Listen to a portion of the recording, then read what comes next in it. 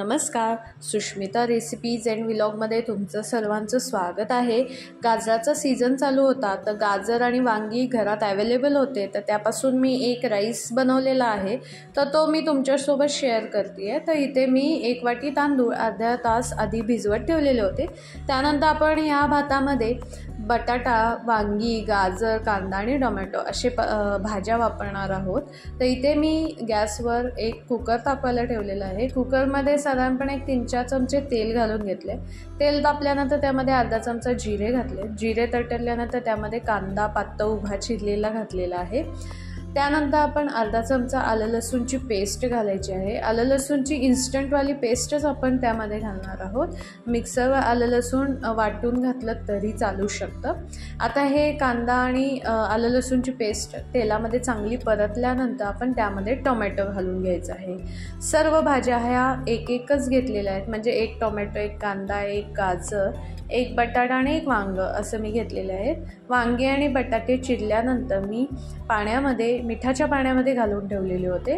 तर आता ह्या सर्व भाज्या आपण त्यामध्ये घालून घेणार आहोत आणि ह्या तेलावर चांगल्या फ्राय करून घ्यायच्या आहेत। जेवढ्या तुम्ही चांगल्या फ्राय कराल तेवढ्याच भातामध्ये खूप छान लागतात। तर आता आपण हे चांगल्या फ्राय करून घेऊयात। गॅस मीडियम ठेवायचा आहे आणि आपण मीडियम गॅसवर ह्या भाज्या सर्व तेलामध्ये परतून घ्यायच्या आहे। त्यानंतर आपण त्यामध्ये अर्धा चमचा हळद, 1 चमचा लाल तिखट, त्यानंतर अर्धा चमचा गरम मसाला, त्यानंतर आपण त्यामध्ये अर्धा चमचा बिर्याणी मसाला सुद्धा घालून घेणार आहोत। हे मसाले सुद्धा आपण चांगल्या ह्या भाज्यांमध्ये परतून घ्यायचे आहेत।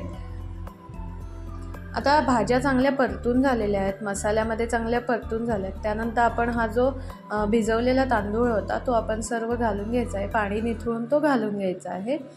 आता हा सुद्धा भात आपण चांगला परतून घ्यायचा आहे, म्हणजेच हे तांदूळ जे आहेत ह्या भाज्यांमध्ये चांगले परतून घ्यायचे आहेत।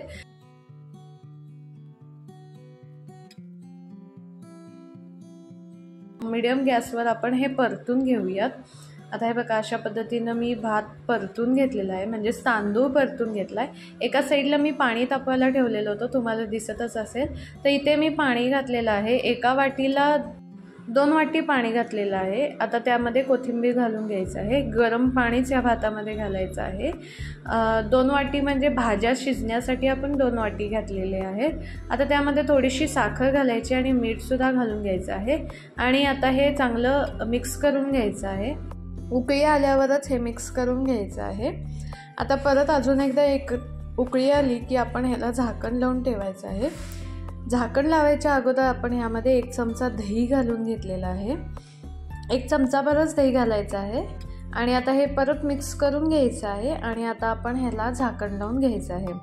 आता भाताला सुद्धा चांगली उकळी आली आहे, त्यामुळं 2 शिट्ट्यांमध्ये हा भात शिजून जातो। गॅस मोठाच ठेवायचा आहे।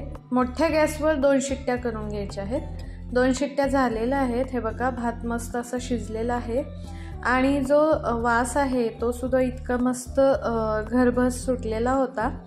हे बघा, अशा पद्धतीनं हा भात तयार आहे। आपण एका डिशमध्ये काढून घेऊयात। अशा पद्धतीनं तयार आहे। मसाला राईस किंवा वांगी भात सुद्धा म्हणू शकता, किंवा गाजर आणि वांगी भात असं सुद्धा म्हणू शकता। तर रेसिपी आवडली असेल तर लाईक, शेअर, सबस्क्राईब करा। सबस्क्राईब केल्यानंतर शेजारी बेल आयकॉनवर क्लिक करा, म्हणजेच तुम्हाला माझ्या चॅनलवर नवीन अपलोड झालेल्या व्हिडिओचं नोटिफिकेशन येईल। घरात ज्या अवेलेबल भाज्या असतील त्या भाज्या घालून हा पदार्थ किंवा हा भात तुम्ही करू शकता। त्यावर आता आपण सर्व करण्यासाठी कोथिंबीर आणि 1 चमचा मस्त असं तूप, साजूक तूप आपण त्यावर घालायचं आहे। लोणच्यासोबत किंवा नुसता सुद्धा खाल्ला तरी खूप छान लागतो। साथ सुद्धा ह्यासोबत केलं तरी चालतं। तर अशा पद्धतीनं हा भात तयार आहे। नक्की ट्राय करून बघा, कसा वाटला कमेंटमध्ये नक्की सांगा। तर चला, भेटूया लवकरच नवीन अशाच रेसिपीसोबत। धन्यवाद।